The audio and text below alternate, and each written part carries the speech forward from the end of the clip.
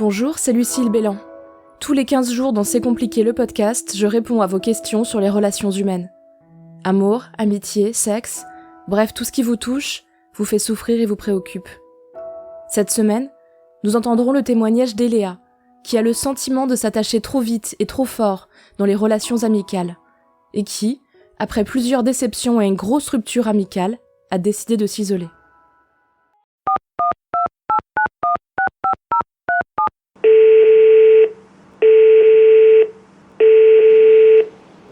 Bonjour Lucille, j'aimerais pouvoir échanger sur un sujet, je trouve qu'on ne parle pas suffisamment et qui pour moi fait remonter énormément d'émotions.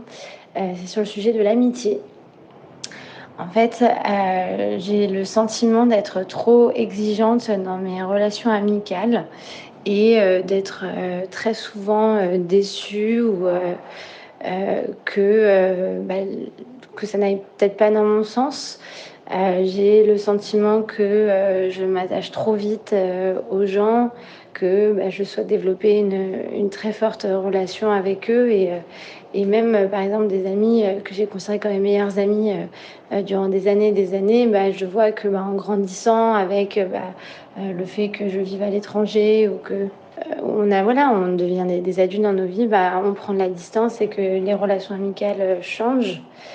Et par exemple, j'ai une relation qui m'a énormément blessée et c'est la première fois de ma vie où j'ai eu le sentiment que j'ai dû faire une rupture amicale où j'avais l'impression que la relation elle allait que dans un sens, qu'on se voyait que quand la personne était disponible ou quand elle se sentait seule ou quand c'était toujours sous ses propres termes. Et en fait, j'ai énormément de mal à l'expliquer, mais j'avais vraiment le sentiment que c'est une relation qui allait dans un seul sens et que c'était pas une vraie relation amicale.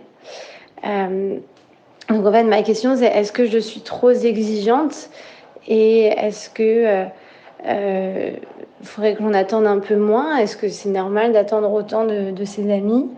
Parce que j'ai vraiment le sentiment d'avoir presque peur maintenant de développer des nouvelles amitiés et en fait j'ai vraiment le sentiment de m'isoler de plus en plus parce que je me suis dit que peut-être qu'il fallait que je fasse un choix et vraiment me concentrer sur quelques personnes, mais en fait aujourd'hui j'ai énormément de mal à vraiment me dire ces deux personnes-là, je vais vraiment me concentrer et développer une relation. Surtout que je vis à l'étranger, donc c'est pas toujours simple et je me suis toujours souvenue, enfin mes parents m'ont toujours dit tu verras, tu auras que un ou deux vrais amis dans la vie et moi j'ai toujours dit que c'était pas vrai. Donc est-ce qu'il faut vraiment faire un tri, une sélection? Est-ce que j'ai eu raison de faire cette rupture parce que j'ai l'impression que cette relation ne marchait pas pour moi? Est-ce que je suis trop exigeante? Donc j'aimerais beaucoup qu'on puisse discuter un peu de tout ça. Et encore merci pour tous ces podcasts, c'est très intéressant. Chère Eléa, cette question de la position vis-à-vis de l'amitié est primordiale parce qu'elle soulève un point passionnant. Il n'y a pas plusieurs sortes d'amour. Ce que je veux dire par là, c'est que vos questions autour de l'attachement, trop rapide ou trop intense, la peur de ne pas savoir se positionner, l'angoisse de se voir rejeté, sont aussi des problématiques que l'on peut trouver dans l'amour romantique. Les gens ne sont pas rangés dans des cases, amis, amants, enfants, familles, qui ne sont pas elles-mêmes des royaumes où règne l'égalité. On n'aime pas tous ses enfants de la même manière, comme on n'aime pas tous ses amis de la même manière. Comme les sentiments qu'on a pour un amant ou une amante ne sont pas les mêmes selon leur personnalité et le moment de notre vie et de la leur. L'amour est une matière souple, mouvante, évolutive même. Dans cette logique, je ne crois pas donc qu'il est possible de trop aimer. Je crois qu'il est possible d'aimer mal, dans le sens où cela nous fragilise ou fragilise la personne en face. Et qu'est-ce qui nous fait aimer mal? C'est souvent la confiance en soi, le manque de référence, le manque d'expérience de l'amour équilibré et sain qui provoque les fissures qui conduisent aux crises dont vous parlez. Les ruptures amicales nous touchent plus intimement encore que les ruptures amoureuses, parce que les ruptures amicales sont censées être les projections les plus fidèles et sincères de nous-mêmes. On nous apprend qu'une relation amicale saine ne se construit pas comme le couple. Ce n'est pas l'opposition de deux personnalités qui s'attirent, mais bien des personnalités et des histoires qui se complètent et se protègent. Nos amis sont souvent nos miroirs. Quand ils ou elles se retournent contre nous, c'est notre personnalité tout entière qui est remise en cause. Il est possible que vous ne sachiez pas évaluer la bonne distance avec vos amis, Eléa. Mais je crois qu'en réalité, ces distances, cette intimité se construit à deux, ou plus quand il s'agit d'un groupe soudé. Et rien n'est jamais gravé dans le marbre. La vie et les expériences viennent éroder nos constructions amicales, comme amoureuses d'ailleurs. On a aussi facilement tendance à penser que les relations ne changent pas, si elles vont dans notre sens. Mais ce n'est pas le cas. C'est aussi à quoi vous êtes confrontés. Vous devez accepter que vos investissements relationnels ne seront jamais assurément pérennes dans le temps, et que c'est aussi ce qui fait leur valeur. Vous devez apprendre à ressentir de la gratitude pour ces moments et ces relations heureuses, et non pas uniquement de la frustration et de la souffrance quand est venu le temps des séparations et des épreuves. C'est aussi toute une philosophie de la vie qui est à changer, et je suis la première à devoir modifier mes comportements. Aimer son ami, son amant, ses enfants, ce n'est pas uniquement aimer quand tout va bien et que l'on est disponible pour la relation. C'est aussi accepter les épreuves, continuer à nourrir les relations, même quand on n'en a pas le temps ou l'énergie, c'est donner autant que prendre. Mais ne jamais oublier de prendre aussi. C'est accepter ses faiblesses et celles des autres, leurs histoires douloureuses, leurs failles. C'est parfois accepter la distance pour mieux se retrouver ensuite. Ou ne plus se retrouver du tout, mais quand même partager des souvenirs précieux. Les amitiés qui vous font peur aujourd'hui, vous devez vous rendre compte qu'elles vous apportent, vous font grandir, accompagnent votre cheminement. Elles ne sont pas une attaque ou une preuve de vos failles. Elles sont tout un tas de choses positives que vous avez pour l'instant arrêté de voir. Peut-être que vous n'êtes pas faite pour les amitiés fusionnelles, ou peut-être que vous n'avez pas rencontré la personne avec qui ce type de relation sera une évidence. Ces déceptions que vous avez vécues, elles ne sont pas une règle ou une généralité. Elles sont des éléments de votre histoire que vous devez apprendre à utiliser pour vous renforcer plutôt que pour vous fragiliser. Et vous en êtes capable, je n'en doute pas.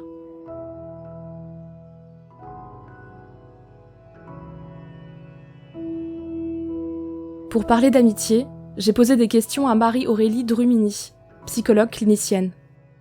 Comment se rendre compte qu'on donne trop dans une relation amicale et que la relation est donc déséquilibrée ? En fait, comme en amour, la relation d'amitié n'est pas régie par une règle qui dirait voilà comment il faut s'investir pour que ce soit juste. Évidemment, on peut regarder des éléments très factuels. Par exemple, qui investit le plus financièrement ? Qui paye les coups à boire ? Qui paye les restos ? Qui fait des cadeaux ? De quelle valeur ? On peut aussi regarder qui investit du temps. Qui prend la voiture ou prend les transports pour faire 1 heure de trajet pour rejoindre l'autre ? Qui prend aussi du temps ? Qui va poser une journée pour aider à un déménagement, qui va tout lâcher pour écouter quelqu'un au moment d'une rupture. Quel investissement est-ce qu'on va mettre ? Alors, tout ça, on peut le regarder, on peut le quantifier, mais je ne suis pas sûre que l'amitié soit une question comptable, qu'on puisse vraiment arriver à un équilibre parfaitement équitable. En revanche, ce qui est intéressant de se poser comme question, c'est est-ce que moi je m'y sens bien dans cette relation ? Est-ce que je me sens accueillie, écoutée ? Est-ce que l'équilibre qu'on a mis en place me convient ? Prenons un exemple. Je gagne plus d'argent que mon ami. Du coup, quand je vais au restaurant, c'est moi qui paye l'addition. Est-ce que c'est juste ou pas que ce soit toujours moi qui paye le resto ? Peut-être que ça l'est et que ça nous convient à tous les deux.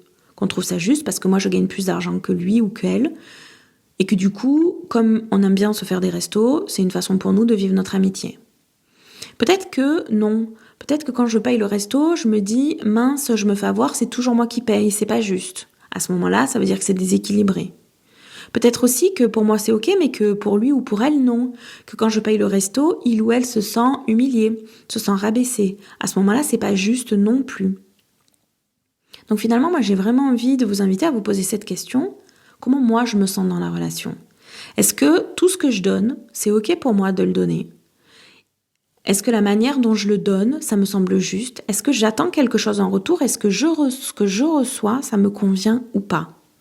Parce que finalement, c'est pas tant la société et les normes qui vont venir dicter si votre relation d'amitié elle est équilibrée ou pas, il y a que vous.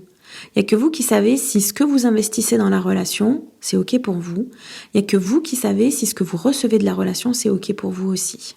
Quelle est la juste distance à trouver avec nos amis ? Probablement, ça dépend de plein de facteurs.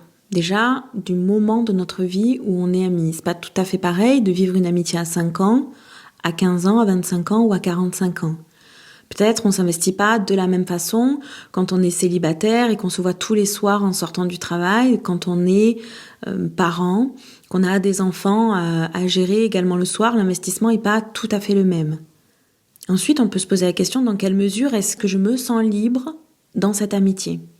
Est-ce que j'ai l'impression de me sentir coupable, par exemple, quand je fais quelque chose sans l'autre ?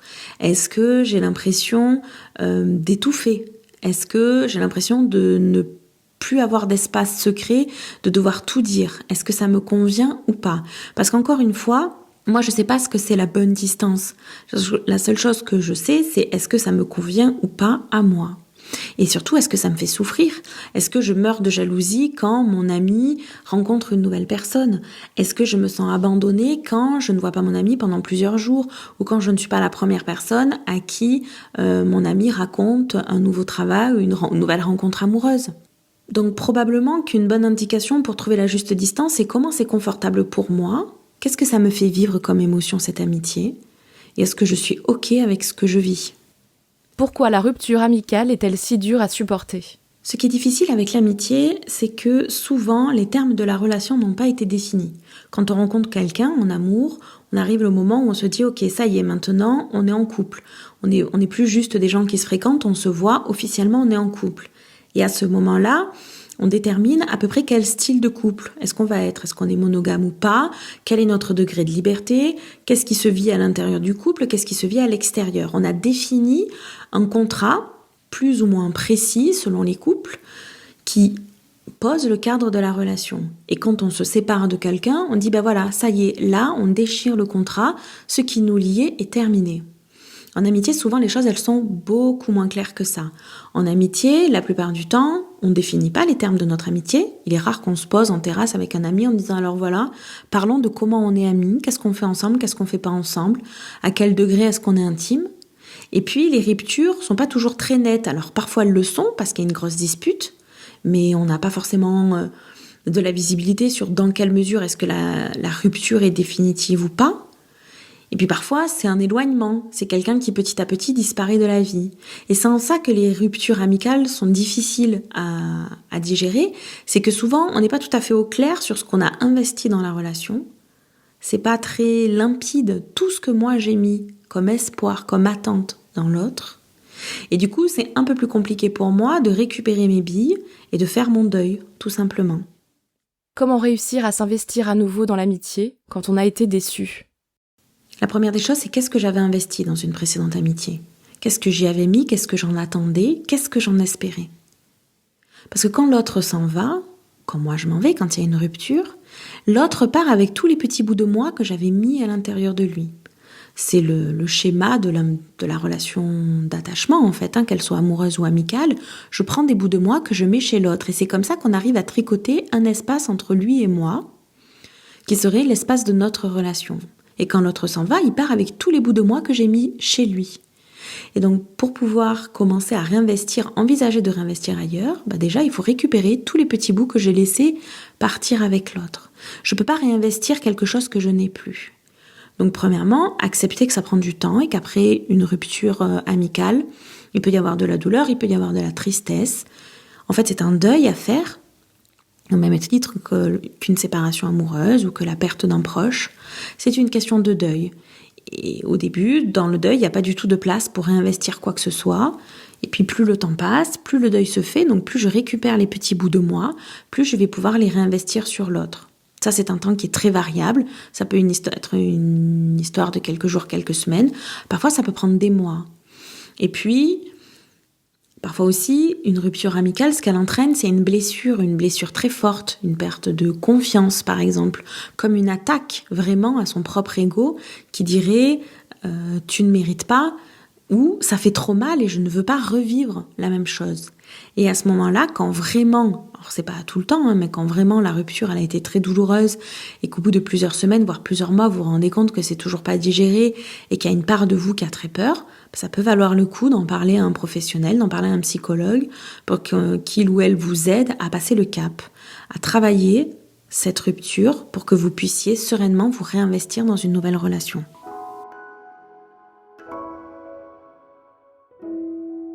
Pour aller plus loin, je vous conseille cette semaine de découvrir le roman Conversation entre amis de Sally Rooney, qui raconte quelques mois de la vie de Frances et Bobby, 2 amis, anciennement en couple, qui partagent des expériences différentes de la vie, parfois ensemble, parfois en opposition, et se construisent une histoire commune, loin des clichés, mais qui leur ressemble. C'était C'est compliqué le podcast. Merci au merveilleux Benjamin Septem-Ours et Aurélie Rodriguez pour la réalisation et le montage. Si vous aussi vous voulez témoigner, n'hésitez pas à me laisser un message vocal. Vous pouvez vous enregistrer sur votre téléphone et nous envoyer ce message par mail à cetcompliqué.slate@gmail.com ou nous envoyer un message vocal par WhatsApp au 07 61 76 74 01. N'oubliez pas de me laisser un prénom ou un pseudo, votre âge et éventuellement votre ville. Enfin, l'adresse mail cetcompliqué@slate.fr et la chronique hebdomadaire reste toujours d'actualité.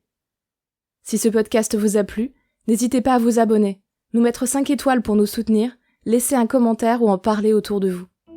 Tous les autres épisodes sont à retrouver sur slate.fr ou votre application de podcast préférée. Merci à toutes et à tous, et à très bientôt.